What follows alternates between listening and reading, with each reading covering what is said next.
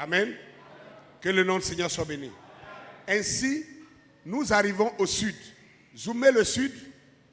Zoomez le sud pour qu'on puisse terminer avec le sud et on pourra maintenant avancer. Regardez au sud ici. Nous avons, j'ai écrit là le sud et le signe du sud c'est l'homme. À l'est c'était le lion. Ok? Au nord c'était l'aigle. À l'ouest c'était le veau. Et au sud c'est l'homme. L'homme c'est aussi ce qu'on avait appelé les réformateurs. C'est, si vous regardez, c'est l'évangile de Luc. On est d'accord? Qui était Luc? Docteur. Ce n'est pas pour rien qu'au réveil du Sud, c'est maintenant qu'émergent les docteurs dans la parole. On a commencé le message, on est rentré dans le message, tout le monde était pasteur. On avait même peur de dire que celui-là, il est docteur. Celui-là, il est apôtre. Celui-là, évangéliste. Tout le monde est dans la caricature de pasteur. Comme si pasteur, c'est le plus bas des titres. C'est-à-dire, on veut être tellement humble qu'on n'est que pasteur.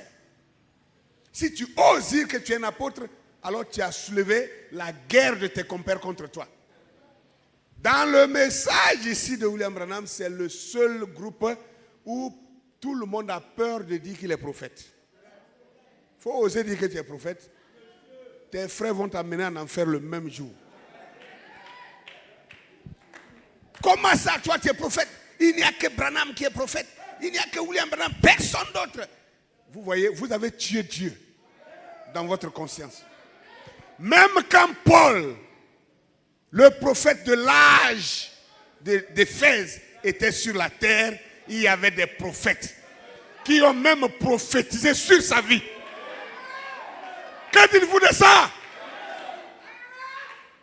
Si William Branham en son temps, il n'y a plus de prophète, parce que lui il est prophète, c'est que son ministère n'a pas accompli alors le but. Parce que le but était de nous ramener à l'âge... Quoi? Or, à l'âge apostolique, il n'y a pas qu'un prophète. Il y a des prophètes. Il y a des docteurs. Il y a des apôtres. Il y a des évangélistes. Il y a des pasteurs. Tout au pluriel. Si vous ramenez ça au singulier, vous avez montré que le ministère de William Branham a échoué.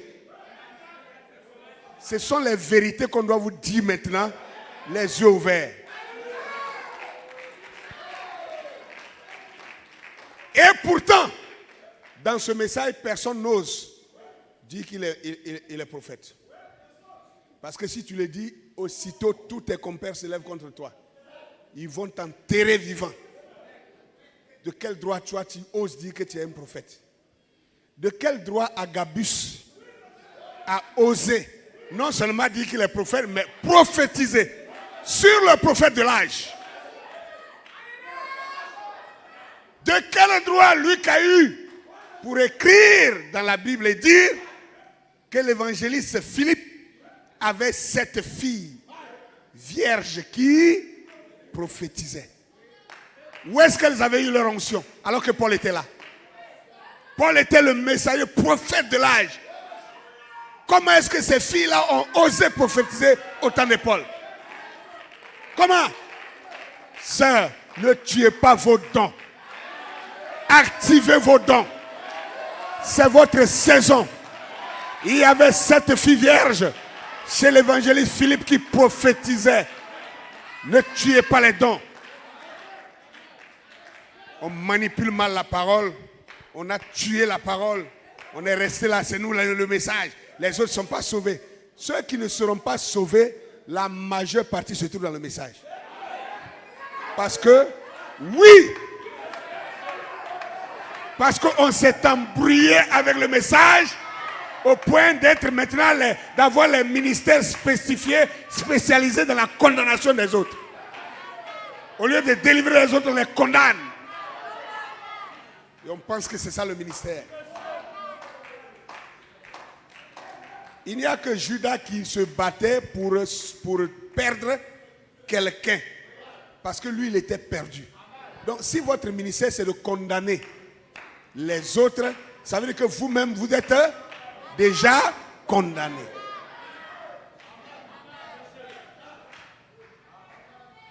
Gloire à Dieu. C'est ça la vérité. Regardez, moi, depuis là, j'ai oublié mon nom. Depuis là, j'ai plus de nom. J'ai oublié mon nom, je m'en fous. Mets mon nom dans la poubelle. Mets mon nom dans la douche. Mets mon nom dans ton WC. Prends mon nom, jette ça dans le caniveau. Raconte ce que tu veux. Mais je dirai ce que Dieu m'a dit de dire. Je m'en fous de ce que tu feras de mon nom. Voilà.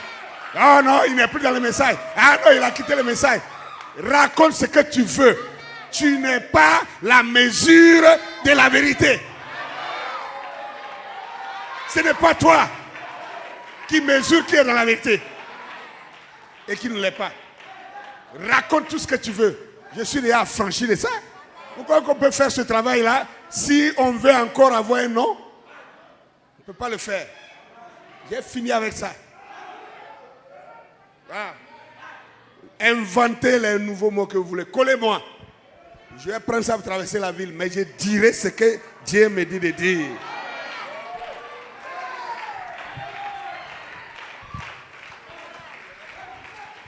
Alléluia. Nombre 2, 10 à 14. Nombre 2, 10 à 14 dit, au midi, le camp de Ruben avec sa bannière et avec ses corps d'armée. Au verset 12, il dit, à ses côtés camperont la tribu de Siméon. Au verset 14, il dit, puis la tribu de Gad. Donc, vous voyez que là, nous sommes au sud maintenant. Et nous sommes au sud, c'est le midi. C'est le réveil du midi. Et je vous ai dit, au sud, nous sommes avec l'évangile de Luc. Et Luc était docteur. Alléluia. Les docteurs, c'est ici que ça travaille. On n'est pas là seulement, non, et il faut croire seulement, même si tu ne comprends pas. Non, le docteur comprend. Il croit et il comprend. Et il explique.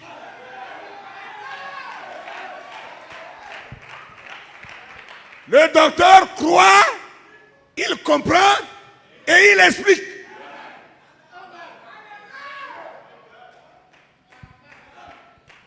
Si ça te fait mal, retourne à l'âge passé.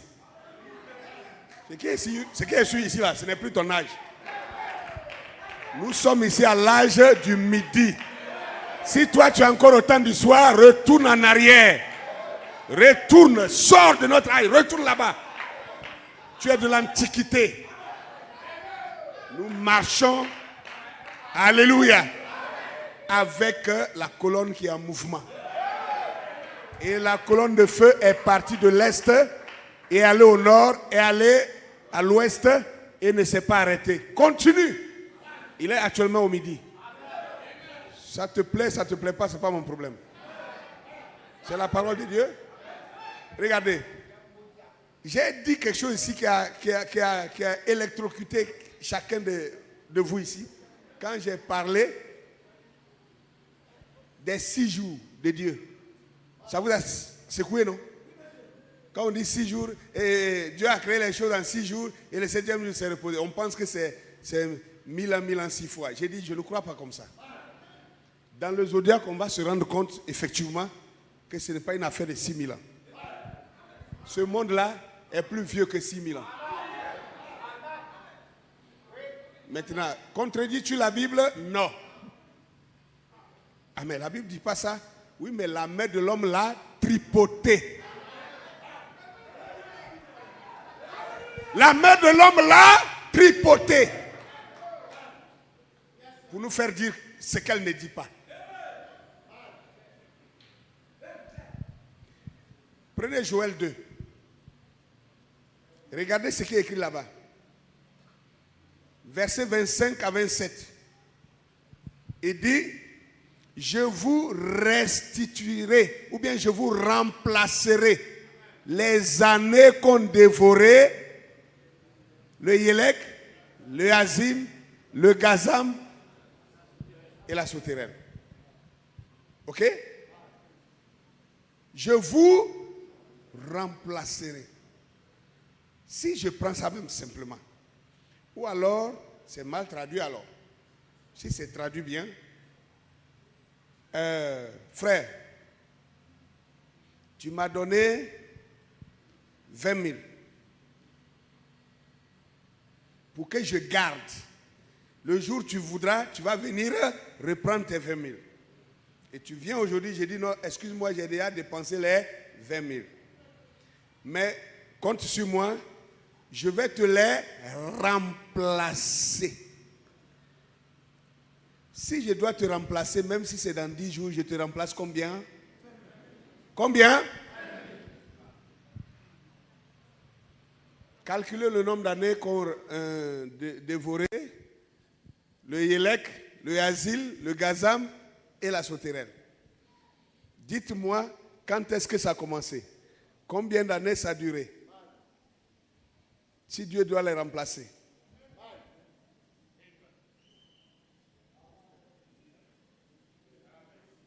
Avons-nous vraiment bien compris cet évangile-là? C'est juste une réflexion. Hein. Je n'ai pas fait d'affirmation. Regardez une chose.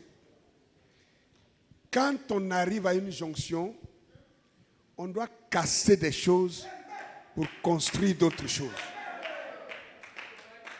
On ne peut pas construire sur les autres choses. Il y a des choses qu'on doit casser. Dieu soit béni. Revenons là. On vient de lire le texte. On voit Ruben est le chef. Vous vous souvenez que Ruben était né en quelle position sur les 12 apôtres et sur les 12 patriarches? Il est quoi? Et qu'est-ce que la Bible a dit de lui? Que la Bible dit qu'il a fauté. Et Dieu a enlevé son droit d'aînesse. Vous donnez à quelqu'un d'autre. Amen. À qui il a donné ça? À qui? Ce n'est pas à Judas. Hein? Merci frère. À Lévi, les premiers-nés. Ils ont pris la place, c'est eux qui portent maintenant l'arche. Or, c'est Judas qui devait le faire. Est-ce que vous comprenez quelque chose? Maintenant, Judas se retrouve au... Merci. Oh, acclamation aux techniciens.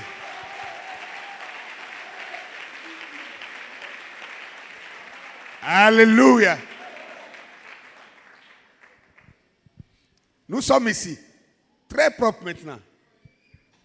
Ils ont numérisé ça. C'est bon. Alors, maintenant, regardez. Nous sommes au sud. Et on se retrouve avec... Non. Comment vous avez fait ça? Non. Ça, c'est pas Manassé. Non, vous vous êtes trompé. Hein? Placez ça comme positionné comme j'ai fait ici, là. Ici au sud, nous sommes avec Ruben. Nous sommes avec Ruben, Siméon et Gad au sud. Et je suis en train d'expliquer pourquoi Ruben se trouve au sud. Et le sud, c'est le midi. Et le midi, c'est l'Afrique. Qui est le premier-né? Ruben. Ça ne vous dit rien encore. Ça ne vous dit rien encore. Ruben, le premier-né, qui avait le droit d'aînesse et qui a fauté. Dieu l'a mis de côté. Et il a pris son droit d'aînesse, il l'a donné à son frère. Son frère a fait tout le boulot jusqu'à la fin. Gloire à Dieu. Mais au commencement, il n'en était pas ainsi. Nous sommes dans la seconde alliance où le droit d'aînesse est arraché au grand frère pour donner au petit frère. Quand on retourne d'avant le commencement, ce qui a été, c'est ce qui sera. Et Dieu ramène ce qui est passé. Judas reprend sa position. La connaissance de Dieu n'a pas commencé en Occident. La connaissance de Dieu existait déjà en Égypte. Et c'est là que Dieu a envoyé Abraham pour venir apprendre comment adorer Dieu.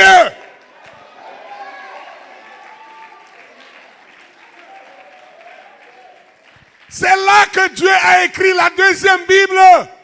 C'est là que pour la première fois sur la terre des hommes, Dieu a gravé sa parole sur la terre. Et si vous regardez la répartition des héritages de la terre, c'est la partie de Cam qu'occupent les pyramides. Sem n'a pas sa part là. Amen. Sem est un peu plus décalé. La portion où se trouvent les pyramides, c'est la zone de Cam. C'est Ruben. Vous comprenez pourquoi Ésaïe 19, Dieu ne pouvait pas composer seulement avec Israël là-bas. Dieu était obligé de composer et avec l'Égypte, et avec la Syrie, et avec Israël. Et quand on dit Assyrie, vous comprenez Ashur, vous comprenez Aksum, tout revient encore au pays de Cam. Comme pour dire, des trois fils de Noé, Cam, Sem, Japheth. Japheth était albinos. Et il a pris en lui plus de gemmes de Caïn que ses frères. Et comme il avait une couleur différente, les deux frères se mettaient ensemble. Et lui, il était toujours de côté et il était jaloux d'eux.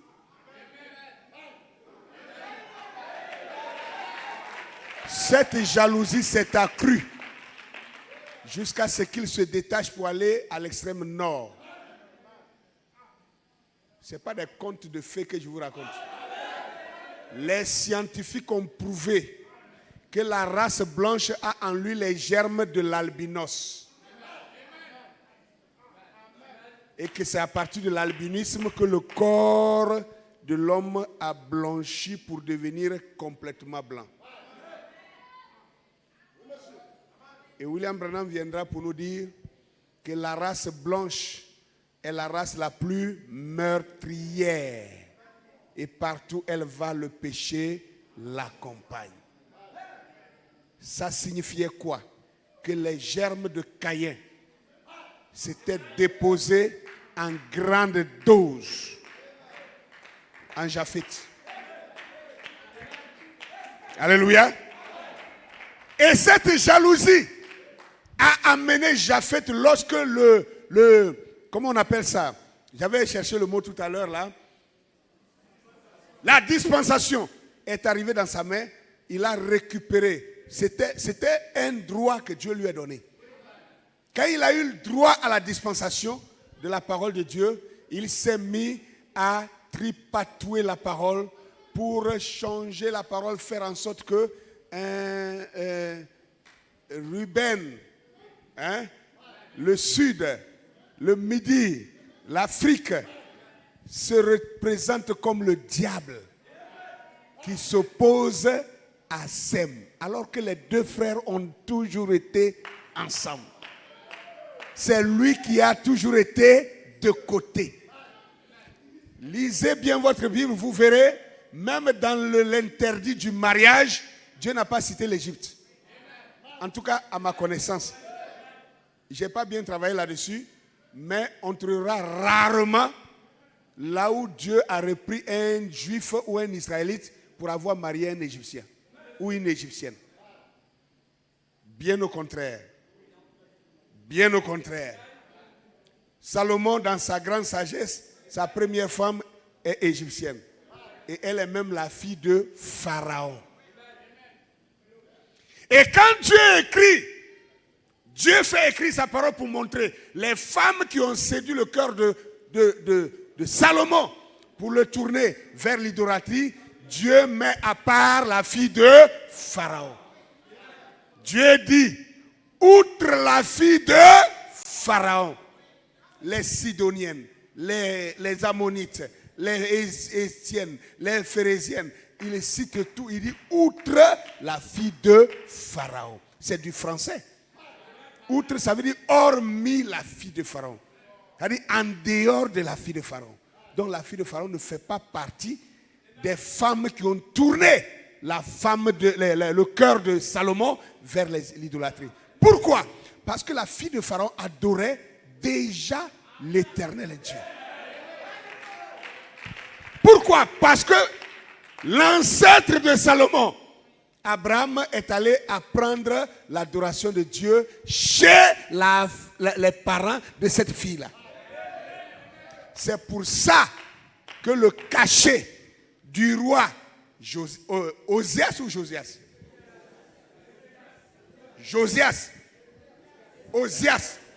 Le cachet du roi Ozias, on a trouvé sur son cachet la divinité égyptienne que les Égyptiens adoraient. C'est ça qu'Israël adorait. Et parmi tous les rois d'Israël, le roi qu'on a trouvé, que la Bible a dit, qui a été plus fidèle à l'Éternel, c'était bien ce roi-là qu'on appelait Ozias. Et sur le cachet d'Ozias, on se retrouve avec le dieu soleil, avec l'anque des Égyptiens là-dessus, avec les ailes, n'est-ce pas, comment on appelle ça, de l'aigle égyptien, tout ça. Et on veut nous cacher la vérité, on veut qu'on continue à répéter des choses qui n'existent pas, dormir debout. Quand le réveil revient au midi, c'est tout ça qu'on soulève pour produire le réveil. On doit tuer, je dis bien tuer, la civilisation, la culture occidentale qu'on a importée, qu'on a greffée au christianisme, qui n'est pas la civilisation chrétienne, mais qui est la civilisation occidentale, greffée au christianisme, qu'on a bu,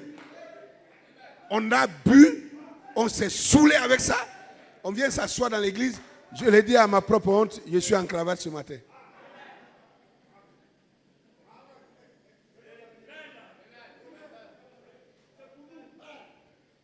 Gloire à Dieu. Ils ont greffé toutes ces choses-là au christianisme. Comme si c'était l'évangile de Dieu. Ce qui n'est pas vrai. On doit détacher le faux du vrai. Gloire à Dieu. Souvenez-vous, je ne sais pas si les techniciens, je n'avais pas prévu ça, si les techniciens peuvent nous trouver ça. Cet Anglais qui a dit, je suis venu en Afrique, j'ai voyagé partout l'Afrique, je n'ai pas trouvé de mendiants ni de voleurs, mais j'ai trouvé un peuple avec une haute moralité. Regardez le mot, haute moralité. Qu'est-ce que la parole de Dieu nous enseigne? La haute moralité. Quel était ce peuple sur la terre qui avait une haute moralité? Il est venu là, il était chrétien déjà, il vient, il trouve un peuple avec une haute moralité. Et un bon japhétiste, au lieu de prendre la haute moralité pour aller enseigner ses frères barbares, il dit non.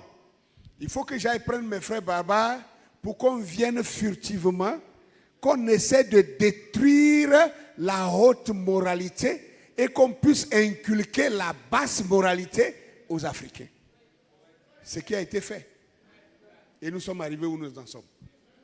Nos prisons sont bourrées de vendeurs de drogue, d'assassins, de criminels, de brouteurs, d'épaisseurs de corps, violeurs, tout. Ce qui n'existait pas avant leur arrivée. Et vous me parlez d'un réveil où on doit copier encore l'Occident pour venir ici. Non, bien au contraire. Le réveil nous dicte qu'on doit vomir ce qu'ils ont envoyé. Et on doit réveiller ce que nous avions, qui était valable. Et dont on nous a trompés pour que nous jetions. Le christianisme devient autre chose. Hein? Ce n'est plus qui veut, c'est qui peut. Alléluia. Que le nom du Seigneur soit béni. Amen. Bien, je crois qu'ils ont corrigé. Bien, maintenant regardez quelque chose. Vous pouvez ramener tout le cercle au milieu. Faites en sorte. Bien, c'est bon maintenant, comme ça. Vous voyez, ici, tout à l'heure, je parlais des deux équinoxes. L'équinoxe du printemps et l'équinoxe d'automne. Merci frère, tu as la mémoire. Bien qu'on ne puisse pas lire, ça veut dire que tu as retenu. Et j'ai dit que entre l'équinoxe du printemps jusqu'à l'équinoxe de l'automne, les nuits sont plus longues. C'est pourquoi j'ai écrit ici ténèbres. Ténèbres, vous voyez, non? Donc quand on divise le cercle par la moitié, toute cette moitié d'en bas ici, ça représente les ténèbres. C'est l'équilibre entre les ténèbres et la lumière. Quand on prend de l'équinoxe de l'automne, qui est le 21 mars, jusqu'à l'équinoxe du printemps, qui est au 21 septembre, à partir d'en haut ici, les jours sont plus longs que les nuits. Donc, c'est la lumière qui domine sur les ténèbres. Est-ce que vous comprenez ça? Maintenant, j'ai dit quelque chose ici. Maintenant, regardez les signes. Ici, vous voyez quoi? Le lion. J'ai écrit en bas ici, le feu. OK? Ici, vous voyez quoi? Capricorne, la terre. Vous allez voir que chaque signe, je cherche d'abord où je vais commencer là où je me retrouve bien, le taureau. Taureau, il est ici. C'est ça? Non? Le taureau, c'est là. Merci. Non. Ça, il n'y a plus de direction. En termes de signes de zodiaque, ce n'est plus une question de nord ou de sud. C'est une question de correspondance. Parce que ça tourne comme une roue. Est-ce que vous comprenez? Donc, le taureau ici, si vous regardez le taureau, en face du taureau, c'est-à-dire sa correspondance, c'est là. C'est quoi? Le scorpion. Donc, le taureau représente la terre et le scorpion représente l'eau. Est-ce que vous suivez? Je vais en venir à quelque chose. Quand on quitte le taureau,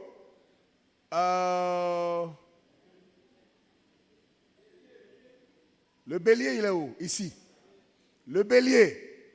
Après le taureau, c'est le bélier. Le bélier, c'est... Merci. Le bélier, il représente le feu parce qu'il y a 4 éléments. Les 4 éléments que Dieu a utilisés pour créer la nature. Je ne parle pas de créer la terre. Je parle de créer la nature. Dieu a utilisé l'eau, il a utilisé l'air, il a utilisé le feu et il a utilisé la terre. Est-ce que je vous fais comprendre? Donc il y a l'eau, il y a l'air, il y a le feu, il y a la terre. Les 4 éléments.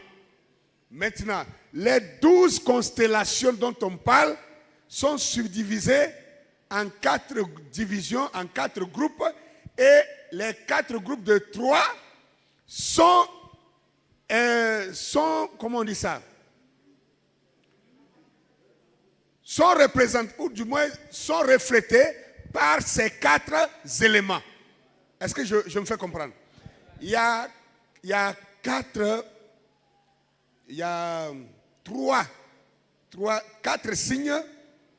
signes qui représentent la terre.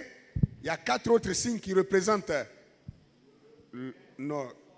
3 signes qui représentent la terre, 3 autres signes qui représentent l'eau, 3 autres signes qui représentent l'air, 3 autres signes qui représentent le feu.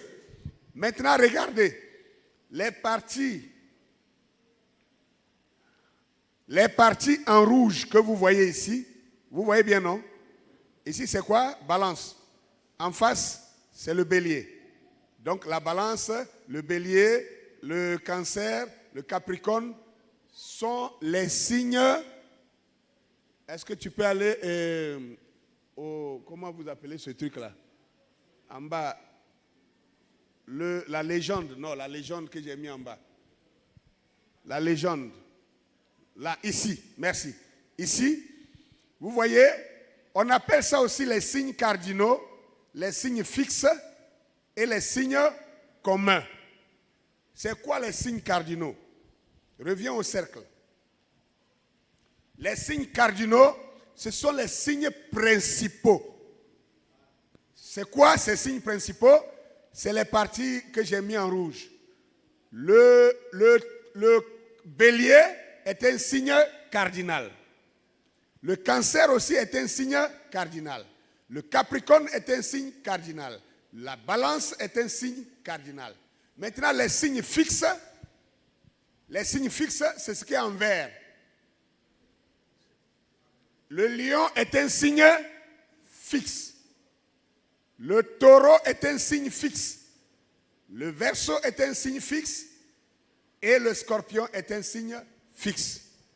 Et il y a enfin ce qu'on appelle les signes communs.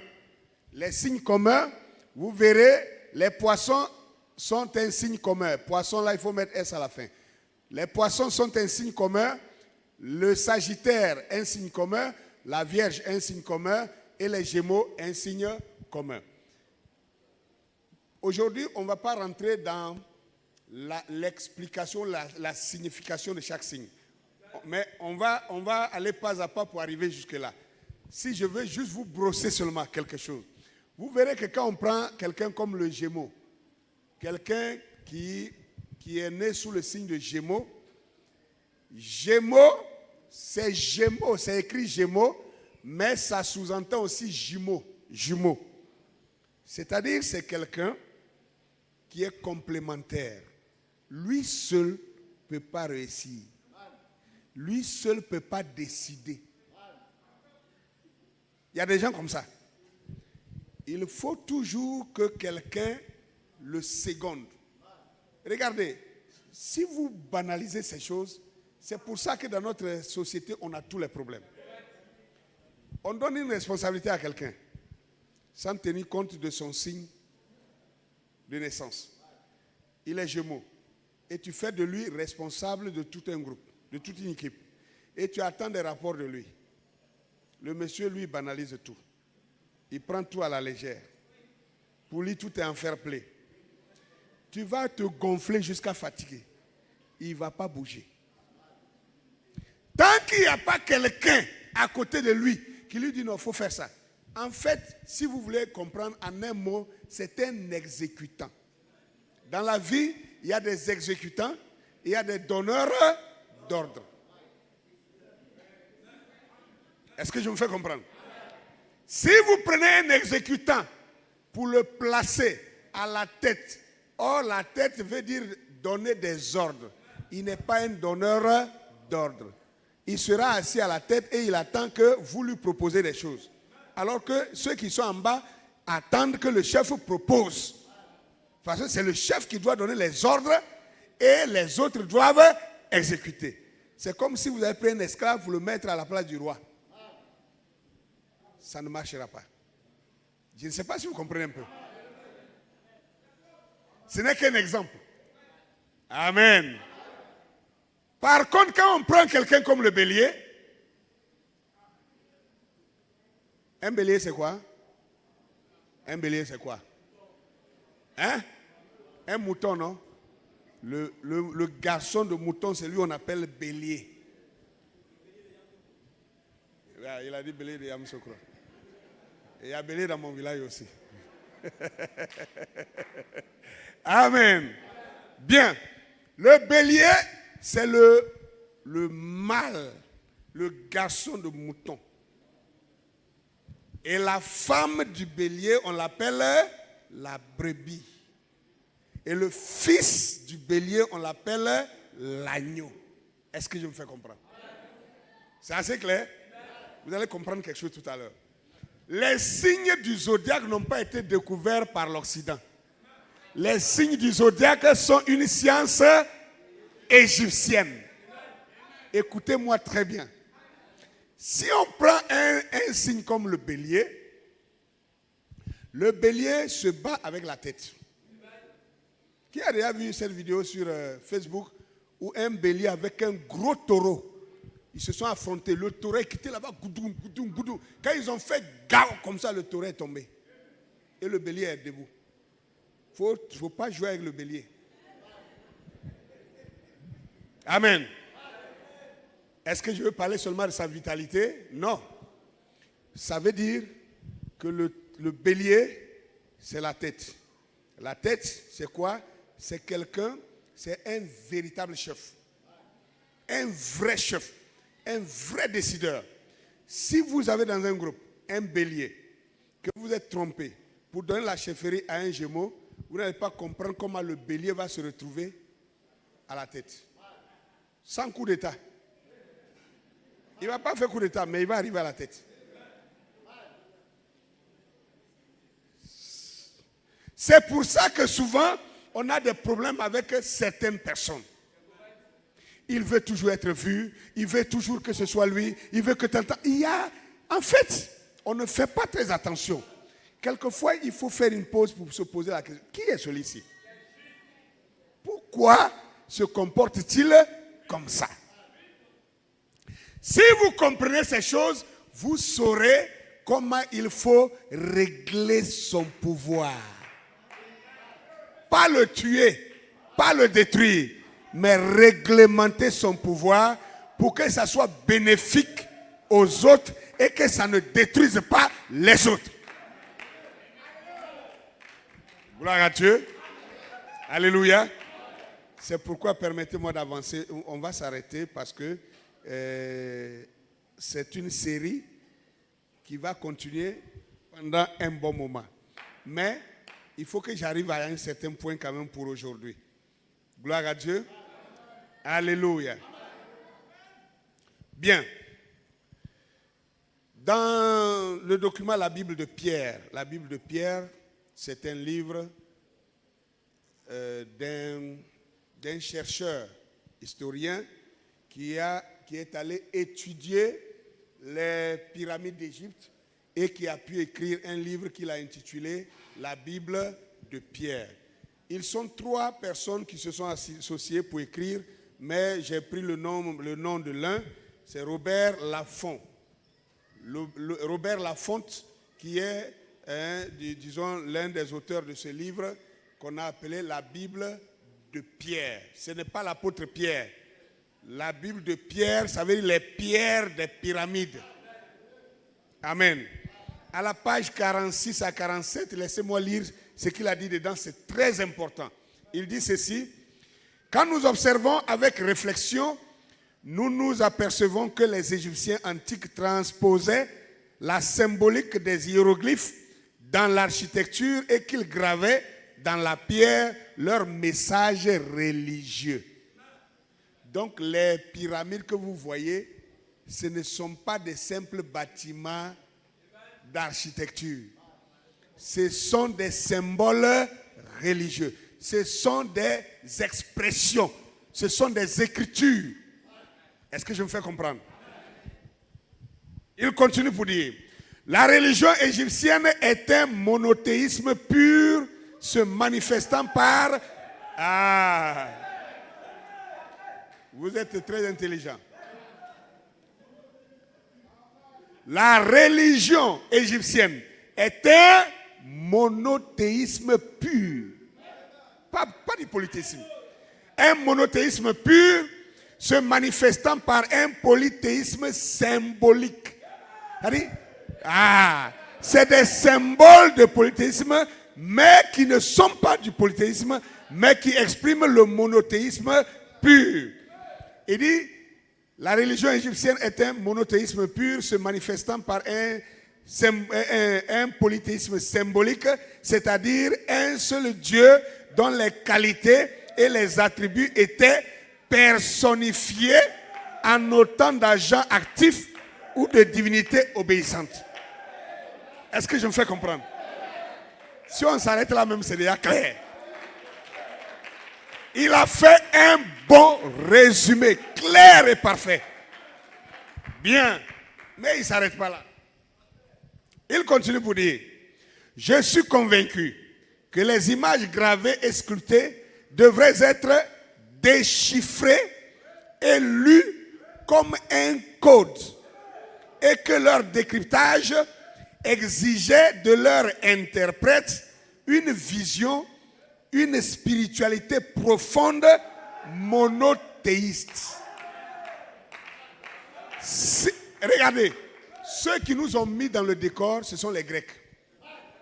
Les Grecs étaient les japhétistes les plus polythéistes du monde. Quand ils sont venus en Égypte, qu'ils ont vu tous ces colossaux bâtiments et qu'ils ont essayé d'interpréter, ils ont interprété selon leur conception polythéiste.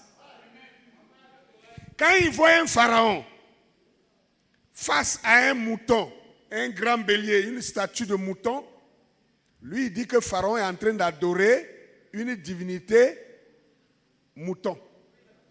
Quand il voit un pharaon face à une statue de scorpion, lui il dit que Pharaon est en train d'adorer un dieu scorpion. Parce que chez eux là-bas, ils adoraient plusieurs divinités. Ils adoraient plusieurs figures. Donc quand ils voient les mêmes choses, ils se disent que c'est la même chose. Pharaon est en train d'adorer un certain Dieu, un autre adore un autre Dieu, un autre adore un autre Dieu. Mais patientez, il a dit que ça doit être un code qu'on doit décoder. On va décoder ça. Allons au décodage. Alléluia. Il continue pour dire, je suis convaincu que les images gravées, sculptées, oh j'ai lu ça, si l'Égypte antique avait cherché à rendre manifeste son monothéisme, vous voyez qu'il est constant sur ça. Il continue de maintenir que c'était du monothéisme. Si l'Égypte antique avait cherché à rendre manifeste son monothéisme, à affirmer la gloire, l'immortalité, la force, la perfection du Dieu qu'elle vénérait, où avait-elle pu être plus convaincante, plus authentique, plus irréfutable que dans les édifications de ce chef-d'œuvre? L'Égypte antique, pour affirmer sa grandeur, sa gloire, son monothéisme, l'Égypte antique a laissé les empreintes dans la structure, dans l'architecture, qui représentait et qui définissait son monothéisme le plus profond. Amen. Ça, c'est ce que dit l'auteur. Mais on va aller dans la pratique. Parce que lui, il a parlé de décodage et de décryptage. Nous allons décoder ça. Par la grâce de Dieu. Maintenant, prenons le symbole du taureau, par exemple. Le signe du taureau. Retournons en Égypte. Voyons, ce sont les Égyptiens qui ont étudié pendant des millénaires. Parce que pour établir tout ça comme une base solide, il fallait qu'ils aient étudié pendant plusieurs millénaires et avoir vu que la chose se répète de la même manière, au moins 2 ou 3 fois, avant d'établir pour dire que c'est comme ça que c'est. Or, pour que les précessions, comment on appelle ça, la précession des équinoxes fasse un tour complet des 12 signes, je vous ai dit, il fallait 26 000 ans. Donc, ça veut dire qu'ils doivent avoir étudié au moins 2 fois, sinon 3 fois, 26 000 ans, pour pouvoir établir, pour dire que c'est comme ça.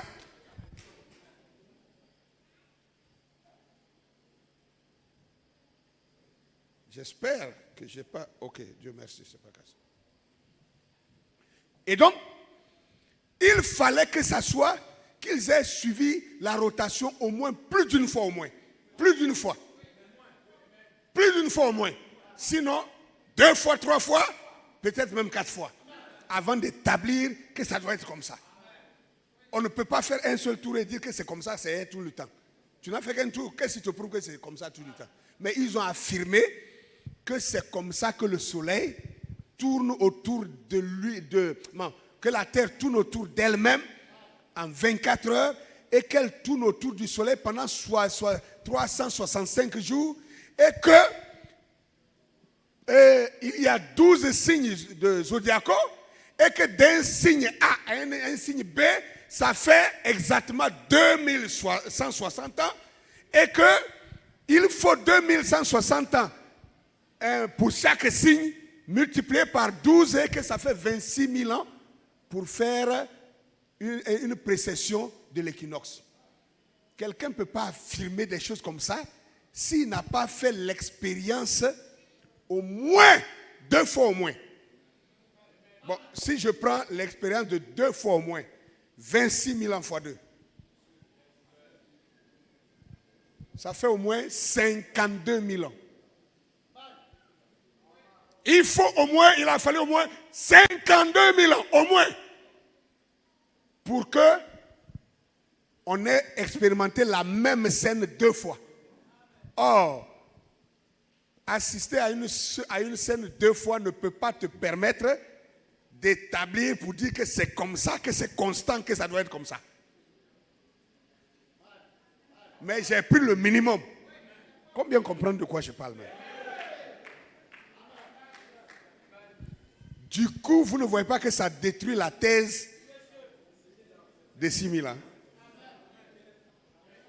Ça détruit déjà la thèse de 6 000 ans. Les gens là n'ont pas fait des affirmations fortuites. C'était des gens de pratique. Ils expérimentaient ce qu'ils voyaient.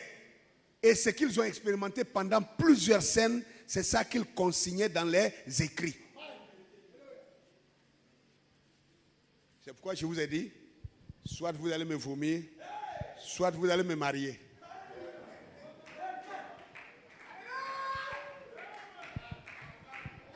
Ou c'est le divorce, ou c'est un mariage sans divorce. Parce que je ne suis pas prêt à changer sur ça. Hein. Moi, je suis dans ma saison. Si vous êtes encore au nord ou à l'ouest, dans votre lumière du soir, continuez à mourir au soir. Le soir, c'est la mort. C'est les ténèbres. Une petite lumière s'est levée. Mais moi, je suis né au grand jour. L'équinoxe de mars, d'automne. Hein? Quand l'équinoxe d'automne arrive, c'est la victoire de la lumière sur les ténèbres. Or, ça n'arrive qu'au sud. Ça n'arrive qu'à partir du sud. Et j'ai manqué de vous donner un détail. C'est qu'au sud, il y a quelque chose qu'on appelle la croix du sud. Au nord, on parle de l'étoile polaire. Mais au sud, on parle de la croix du sud. Amen. Regardez, la croix même dans le ciel se retrouve où? Ils n'ont rien compris dans ce que je suis en train de dire. On dit la croix du sud. C'est une constellation d'étoiles qui se présente, qui est fixe dans un endroit. De la même manière que l'étoile polaire est fixée et qui pointe le nord, qui ne bouge pas. De la même manière, la constellation dans le sud qu'on appelle la croix du sud. Le sud, c'est où? Encore l'Afrique. La mort de Christ se passe au sud. Sa résurrection se passe au sud. Et les scientifiques disent que le soleil chaque année vient mourir à la croix du sud entre le 22, 23, 24 décembre et ressuscite le 25 décembre pour continuer son chemin vers l'équinoxe de mars. Que le nom du Seigneur soit béni. Amen. Maintenant, prouvons d'abord ce que cet auteur-là vient de dire. Démontrons ça d'abord que l'Égypte, comme je le soutiens depuis qu'on a commencé ce réveil, que l'Égypte n'a jamais été polythéiste. L'Égypte a été et toujours été monothéiste. Quelqu'un m'a pris des citations, des versets bibliques. Non, mais pourquoi Dieu dit, alors qu'il vient pour porter un jugement contre les dieux d'Égypte? S'il y a les dieux d'Égypte, ça veut dire que l'Égypte était polythéiste. Bien. Dieu a dit aussi à Israël, vous adorez Baal, vous adorez Astarté, vous adorez les dieux des Ammonites. Donc, ça veut dire qu'Israël était quoi? Si nous partons sur cette lancée, Israël était aussi alors polythéiste. Ce n'est pas de ça qu'il est question. Israël avait un Dieu. Et il y avait des gens qui n'obéissaient pas à ce Dieu, qui partaient adorer les faux dieux. C'est pareil pour eux, l'Égypte. Vous ne pouvez pas faire d'un seul poids, deux mesures. C'est là que j'ai démasqué l'esprit de la religion. On veut attribuer à l'Égypte ce qu'elle n'était pas. On va voir quelque chose tout à l'heure. Regardez le signe du taureau. Nous sommes au taureau ici. Hein? Il y a des images en Égypte, au moins qui ont été récupérées et mises dans les livres que j'ai pu retrouver. Et vous verrez un pharaon qui représentait le taureau. Et chaque fois que vous voyez, pendant toute cette dynastie, on appelle une ère. L'ère, c'est quoi? C'est entre un signe A et un signe B. C'est ça qu'on appelle une ère. Et une ère, ça fait un minimum de 2160 ans. Vous avez bien compris. Donc, durant 2160 ans, tous les pharaons qui se sont succédés pendant cet espace-là, cette brèche-là, dans l'ère du bélier, dans l'ère du taureau, quand vous verrez que chaque fois, tous ces pharaons-là, ils ont pour symbole le taureau et le scorpion. Pourquoi? Parce que quand le soleil se trouve dans la constellation du taureau, il se reflète et illumine directement le signe qui est en face de lui. Et le signe qui est en face de lui, le signe qui est en face du bélier et du taureau, c'est directement le scorpion. Du coup, les Égyptiens connaissant l'ère dans laquelle ils vivaient et sachant quel était le signe qui impactait leur ère et quel était le signe correspondant en face, toute la dynastie s'identifiait à leur ère au travers des signes zodiacaux de leur temps. Et du coup, quand on voit un pharaon en face de lui avec un scorpion, on dit il adore le scorpion. Vous n'avez rien compris. Regardez, pendant que le scorpion est en face de lui, vous allez voir qu'autour de ses reins, il a attaché une queue de taureau. Il est à l'ère de taureau et le taureau est la divinité suprême dans le ciel qui est représentée par le soleil et qui illumine le signe qui est en face de lui. Et le signe qui est en face de lui n'est rien d'autre que le scorpion. Du coup, quand on va quitter le signe du taureau pour arriver au bélier, vous allez voir que toute l'ère du bélier, toutes les dynasties qui ont régné dans cette brèche-là, ils avaient pour signe le bélier et ils reflétaient directement la balance qui est appelée en égyptien antique Maat. La Maat, l'harmonie, l'équilibre, le droit, la justice. Est-ce que vous comprenez cela? Alléluia! Vous pouvez me donner le pharaon avec scorpion. Les gens ont fait des signes, le roi scorpion. Combien on regarde le film Le roi scorpion? Et vous ne comprenez rien. Ils ont pris ça en Égypte. Le blanc est le plus grand falsificateur. Les Occidentaux sont les plus grands menteurs au monde. Les plus grands truands. Les plus grands imposteurs. Regardez un peu. Bon, ici c'est plus visible, non? Ici, c'est le pharaon Serket. Serket est assis là, vous voyez quoi sur sa tête? Un scorpion. Ce n'est pas parce qu'il adore le scorpion. C'est parce qu'il a régné sous la dynastie, sous l'ère du scorpion. En réalité, c'était l'ère du taureau. Et le taureau illumine le signe qui est en face de lui, qui est le scorpion. Et regardez ce pharaon ici. Vous voyez bien, non? Vous voyez que c'est un homme, non? Vous voyez bien son chapeau, son oreille, son nez, ses yeux. Maintenant, en face de lui, vous voyez quelque chose. Un scorpion. Voilà sa queue ici, son dard, et voilà son corps, le scorpion. On le voit en face. Et les Grecs, eux, quand ils viennent, ils voient ça, ils disent que ce pharaon appelé le père de Narmer, que le père de Narmer était un adorateur de scorpions. Bon, ils n'ont rien compris. Oh, il y avait un code derrière ça. Le code, c'est que, quand on va avancer, donne-moi maintenant l'image suivante. L'image suivante.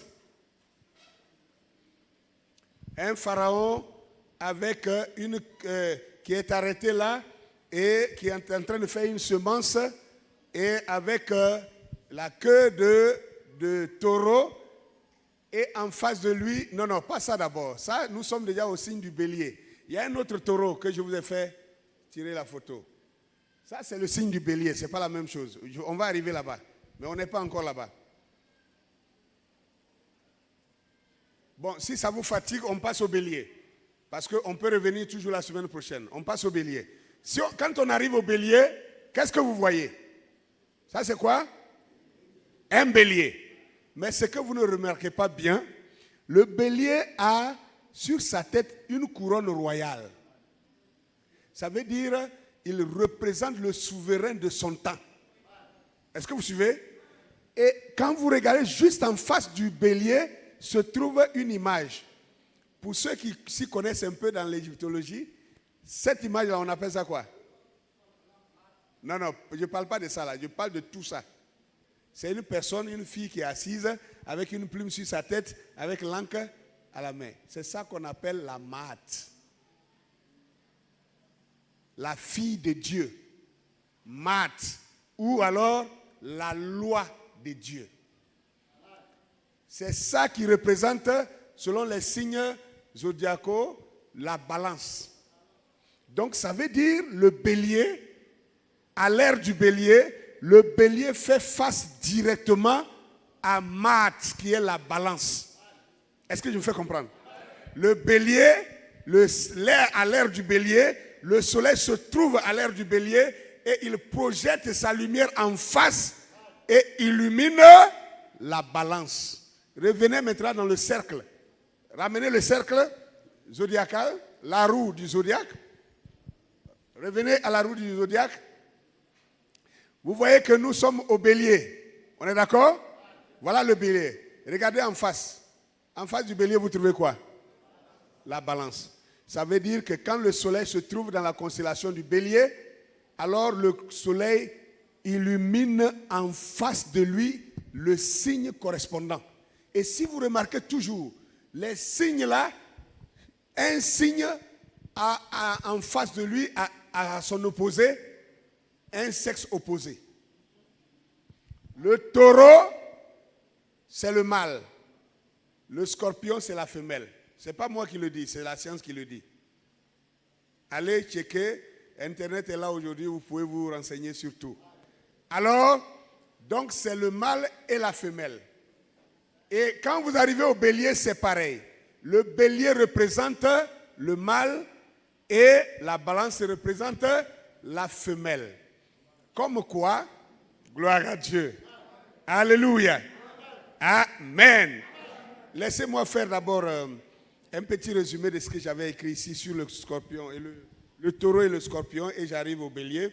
J'avais dit, ceci représente la présence de Ra, symbolisée par le soleil dans la constellation du taureau, qui explique à elle seule la représentation allégorique de Dieu sous la forme de cet animal, d'où la queue du taureau que porte le souverain à la taille, en tant que Sarah.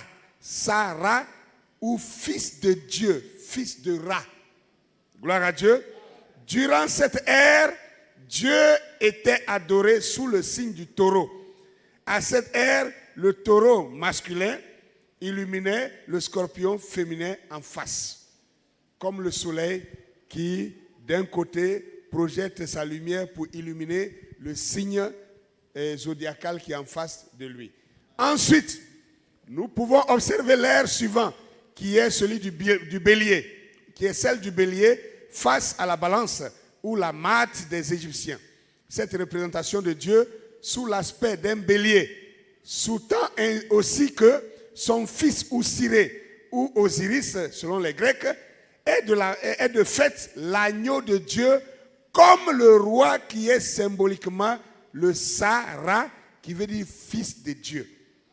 Vous voyez que l'image qu'on donne de Jésus, où Jésus porte un agneau sur son épaule, je vous ai dit, instruisez-vous. Quand vous présentez cette image-là à un kamite, un panafricaniste, il vous détruit à la minute. Il dit, mais c'est un plagiat de l'Égypte. Pourquoi? Parce que à la constellation du bélier, à l'ère du bélier, c'est Dieu. C'est-à-dire quand on est à l'ère du taureau, Dieu est représenté par le taureau. Est-ce que je vous fais comprendre? Le Dieu qu'on adore là, il est représenté par le taureau. Quand on arrive à l'ère du bélier, le Dieu qu'on adore là, on le représente par un bélier. Et en face de lui, le signe correspondant. Or, en face du bélier ici, on a la balance. Comme quoi? Le bélier, alléluia. Le bélier, il est le feu. Si vous regardez bien, le bélier, en face, vous voyez non? C'est son signe qui est là, le feu. Et en face de lui, la balance, c'est l'air. Or, vous savez que le feu ne vit que par l'air. Si vous voulez éteindre un feu, étouffez le feu, isolez le feu de l'air. Dès que vous réussissez à isoler le feu de l'air, le feu s'éteint. Pour allumer comment on dit ça? Alimenter le feu, il faut souffler plus d'air. C'est pourquoi quand vous avez un incendie dans votre maison, ne prenez jamais le risque de prendre un chiffon, commencer à taper le feu. Quand vous faites ça, vous lui donnez plus de force. Le vent même fait brûler. Le vent est un combustible du feu. Je ne sais pas si vous comprenez. Faites attention à ça. Il est mieux de prendre le drap que vous prenez pour taper là. Prenez ce drap là, plongez dans l'eau, venez couvrir le feu avec ça. Ça va isoler le feu du vent. Et le feu s'éteint. Même si c'était le gaz, ça s'arrête. Moi, j'ai fait l'expérience dans mon quartier, je crois, l'année passée. Mes enfants sont là, non? Ma femme est là. On était là autour de 14 heures comme ça. Les voisins ont commencé à crier partout. On sort incendie. Et c'était une femme qui grillait de la loco et qui, vous connaissez les femmes, elles ont abandonné pour rentrer aller regarder la télévision. Ça a brûlé jusqu'à l'huile est finie dans la poêle. La poêle a commencé à prendre feu. La poêle a brûlé jusqu'à, vous voyez l'assiette qui est sur le gaz, où on dépose la marmite dessus là, ça a pris feu. Donc, la tête de gaz là, tout a brûlé. Donc, il n'y a plus rien. Le gaz sort directement de la bouteille. Le feu monte comme ça. Tout le monde fuit. Alors, quand moi je sors, on me dit c'est incendie. J'ai des bonbonnes d'extincteur. J'ai soulevé une bonbonne, je cours, j'arrive. Je vois que c'est du gaz qui sort directement. La bonbonne de gaz d'extincteur ne peut rien faire avec ça. Dieu merci. C'est pourquoi je vous dis, n'allez pas sur Facebook pour regarder des bêtises, des clashs. Non, des Bordeaux contre qui? Un clash entre Makosso et Tan. Vous perdez votre temps inutilement pour prendre des démons inutiles. Il y a beaucoup à apprendre sur Facebook plutôt que d'aller regarder les clashs inutiles. Regardez ce qui s'est passé. Quand j'ai vu ce feu-là, je me suis rappelé d'une vidéo que je venais de regarder environ 3 semaines avant, ou un mois avant, où les sapeurs-pompiers montraient comment il faut éteindre un feu de gaz. Donc moi j'arrive là, tout le quartier est dehors, tout le monde a fui, loin comme ça. Moi, j'approche. Hé, pasteur, hé, il ne faut pas approcher au pasteur. Il dit, hé, taisez-vous là-bas. Vous étiez arrêté là, vous ne faites rien. Et puis vous me... L'autre vient avec coca. Non, pasteur, prends coca, tu as versé. Tu étais arrêté, non? Tu avais ton coca en main, non? Pourquoi tu n'es pas allé verser dessus? N'importe quoi. J'ai dégagé tout le monde. Je suis arrivé, j'ai dit à la femme, j'ai dit, tu as une serviette? Elle dit oui. Mouille la serviette, envoie-moi. Elles ont couru pour aller mouiller la serviette, elles m'ont donné. Quand j'ai approché, tout le monde criait. Ah, wa, wa, wa. Je suis venu comme ça et j'ai jeté la serviette sur la bouteille. Du coup, le feu c'est... Quand c'est descendu, j'ai mis mon pied là-dessus. Et le feu s'est éteint. Tout le monde a crié. Wow! Clac, clac, clac, clac. Il dit, bande d'idiots que vous êtes. Mais le problème c'était quoi? C'est que la tête du gaz a déjà brûlé. Donc le gaz continue de sortir. Ça sort. Tchou. Alors, j'ai dit, bon d'accord, on soulève. La bouteille même avait commencé à chauffer. Parce que si quelques minutes après, ça allait exploser. Donc, on a pris les mêmes serviettes mouillées. J'ai soulevé le gaz pour aller jusqu'à dans la brousse. J'ai déposé quelque part. Bon, moi aussi, ce que je ne savais pas que la bille qui est dedans là, on peut tourner ça d'une manière pour que ça ferme. Donc, je n'avais pas cette connaissance. J'ai dit, bon d'accord, on laisse le gaz là-bas, mais vous vous asseyez pour garder qu'aucun fumeur ne passe par là. Et ils ont gardé la bouteille et ça fuit jusqu'à vider. C'est comme ça que la chose a été sauvée. Frères et sœurs, je vous dis ça pour vous montrer comment on peut sauver des vies avec la connaissance. Si vous n'avez pas la connaissance, vous allez tuer. Mais la connaissance sauve des vies. Je crois que notre administrateur Luku, où il habitait autrefois, la bouteille de son voisin a explosé dans la cuisine. Si vous venez voir ce que la bouteille a fait, ça ressemble à un obus. À un obus qu'on a tiré contre le mur. La bouteille a explosé dans la cuisine. Ça a fait un gros trou au mur comme ça. C'est-à-dire la bouteille a bombardé le mur. Et ça fait un gros trou. Et c'est sorti de l'immeuble A pour venir frapper l'immeuble de notre frère, l'administrateur Luku. Et ça, heureusement, il n'était pas à la maison. Ça a frappé le mur et ça fait encore un trou là-bas. Oui, frère, ne jouez pas avec ces choses-là. Ne jouez pas avec ça. Donc, la connaissance de la nature nous permet de dompter la nature et ça permet de sauver des vies. Gloire à Dieu. Laissez-moi terminer. Alors, j'en étais où? Sur le roi scorpion. Amen. Et avec, regardez, je parlais maintenant de l'air et du feu. Ok? Comment l'air alimente le feu. Et si vous regardez, le bélier qui est le feu a besoin de la balance qui représente l'air pour que les deux puissent créer une synergie ensemble. Cela est le type de Dieu qui vit par sa loi. Parce que la maths, c'est la loi de Dieu. Et la maths est le régulateur de l'univers.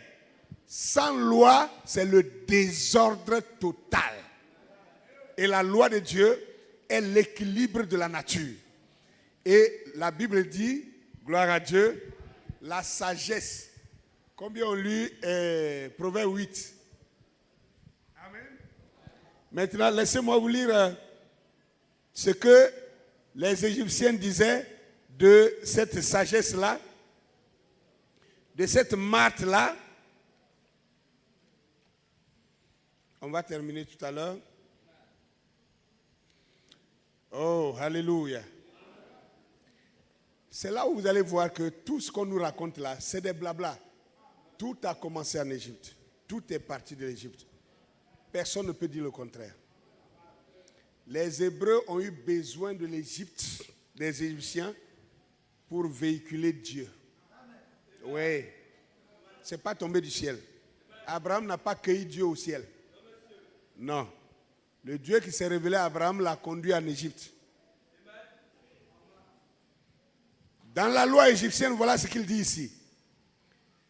Tu te munis de Math, auteur de ce qui existe, créateur de ce qui est.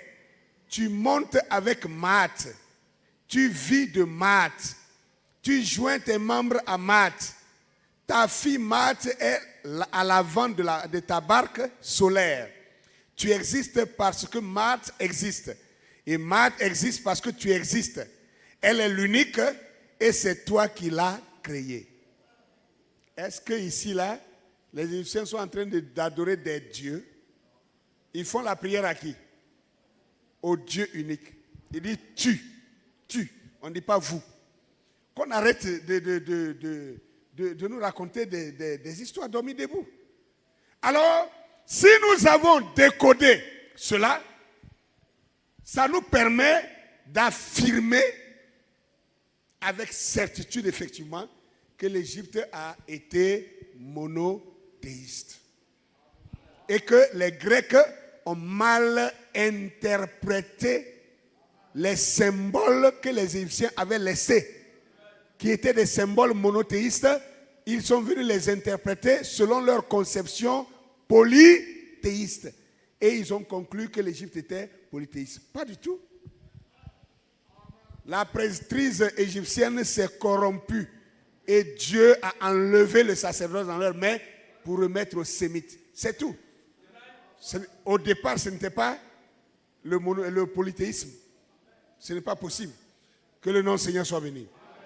Alors, donc, ensuite, nous pouvons observer l'ère suivante qui est celle du bélier face à la balance ou Math des Égyptiens. Cette représentation de Dieu sous l'aspect du bélier sous-tend aussi que le fils Osiris ou Osiris est de fait l'agneau de Dieu, tout comme le roi qui symboliquement est le Sahara, qui veut dire fils de Dieu. D'où Pharaon le souverain était à la fois représenté comme l'agneau, fils du bélier ou fils de Dieu. On peut aussi constater cette association ou ce face-à-face du bélier-balance qui révèle une association air et feu. Le bélier qui est le feu se nourrit de l'air qui est la balance ou Math pour vivre comme Dieu qui vit de la justice. Amen. Enfin, nous arrivons à l'ère suivante, celle des poissons, faisant face à la Vierge. Ça, je ne vais pas rentrer dedans, sinon ça va nous prendre du temps. On peut laisser ça pour la semaine prochaine. Mais je voudrais qu'on me présente, si vous avez l'image, vous me ramenez Math, le bélier face à Math, et vous verrez que maintenant, comme chaque pharaon était vu comme le fils de Dieu sur terre. Vous savez ça, non? Je vous ai parlé de ça. C'est, comment ils appellent ça? Pharaon, chaque pharaon était l'émanation d'une théogamie. La théogamie, c'est un mariage entre une divinité et un humain. Amen. C'est la même chose qu'on peut voir comme Marie qui tombe enceinte sans la sexualité. Et donc, ça veut dire que Marie a été enceintée par une divinité. Ça, là, ce n'est pas nouveau. C'est ce que les pharaons, c'est ce que les Égyptiens croyaient et vivaient. Voilà pourquoi le mot agneau de Dieu qui est attribué à Jésus, ça existait déjà en Égypte. Pourquoi? Quand l'Égypte était sous le signe du bélier, amen, le bélier représentait Amon-Ra, le Dieu suprême. Du coup, Pharaon était le reflet de ce Dieu sur terre. Et il était appelé le fils de Ra. C'est-à-dire, quand on prend maintenant le bélier, on dit il est le fils du bélier. Donc le fils du bélier, ça s'appelle quoi? Donc, Pharaon était l'agneau de Dieu. Est-ce que vous comprenez quelque chose? Que ça ne vous sonne pas. Dieu n'a jamais rien fait qu'il n'a pas encore fait. C'est la même roue qui tourne et qui qui revient. Qui va, qui revient. Ce n'est pas scandalisant de dire ça. À Douala, dans la conférence, pendant la conférence, j'ai dit que les pharaons étaient, comment on appelle, vus comme fils de Dieu. Alors des pasteurs sont partis m'attaquer sur. J'ai dit, mais votre religion est en train de vous tuer. Vous croyez que ça me dérange? Le jour où vous allez atteindre le niveau de compréhension que moi j'ai là, vous allez vous repentir de ce que vous dites. La parole de Dieu est à jamais fixée dans le ciel. Vous ne pouvez rien faire contre ça. Brochure, pas brochure, ce n'est pas plus puissant que ce qui est écrit au ciel. Je vous le dis. J'ai dit brochure ou pas brochure, ce n'est pas plus puissant que ce que Dieu a gravé à jamais dans le ciel. Jamais.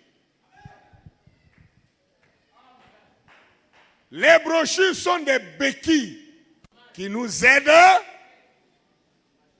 à marcher.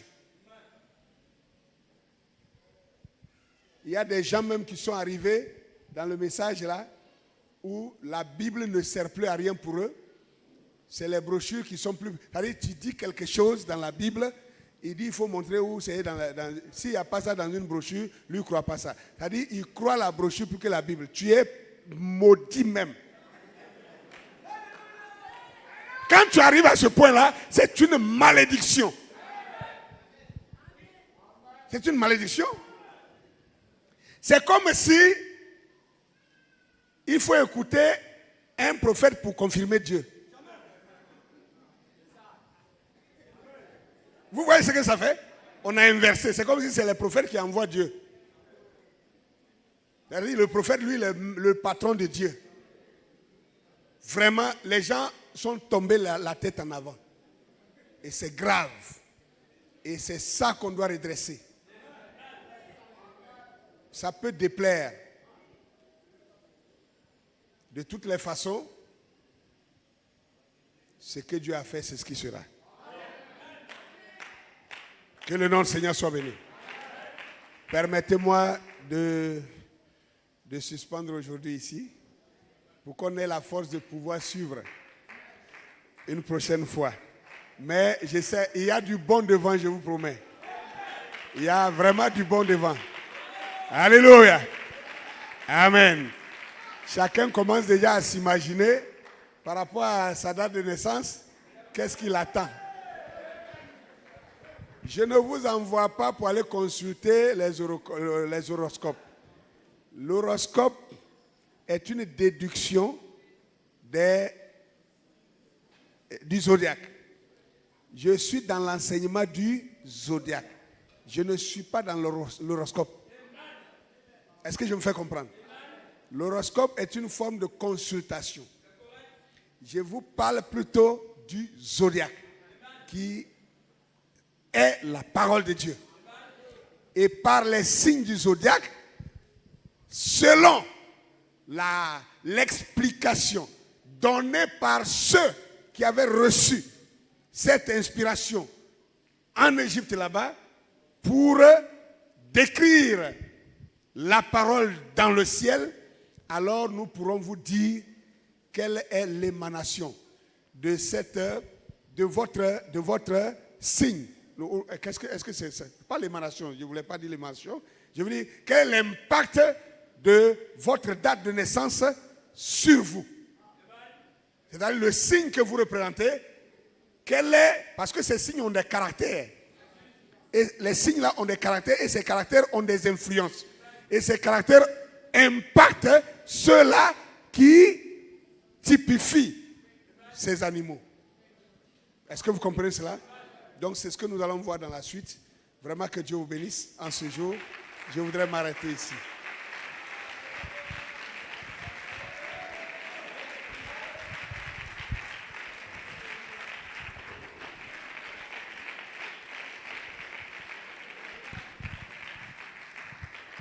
Oh, alléluia. Amen. On va se tenir debout. Tu vas juste te mettre sur tes pieds pendant que j'invite les chantres à revenir. Amen. Il va vous faire prier. Amen. Que le nom du Seigneur soit béni. Est-ce que tu l'aimes?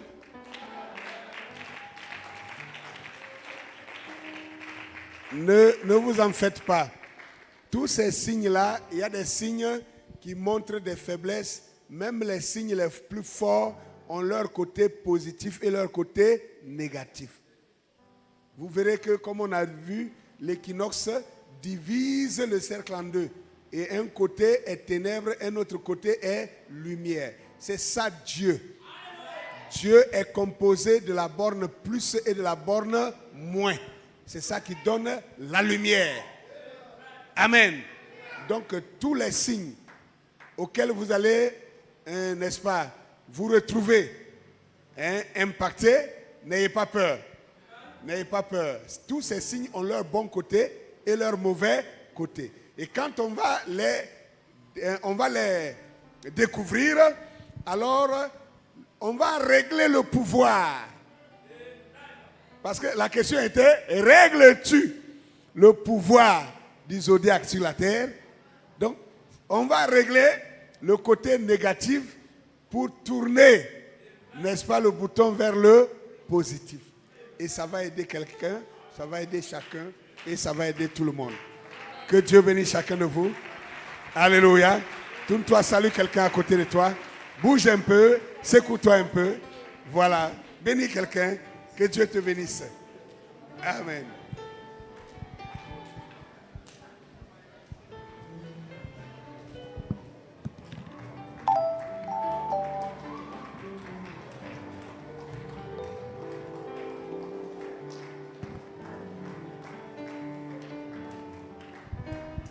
Alléluia. Gloire à Jésus. Donnez-moi une acclamation au Seigneur. Amen. Gloire à son nom. Alléluia. Et nous avons entendu la parole.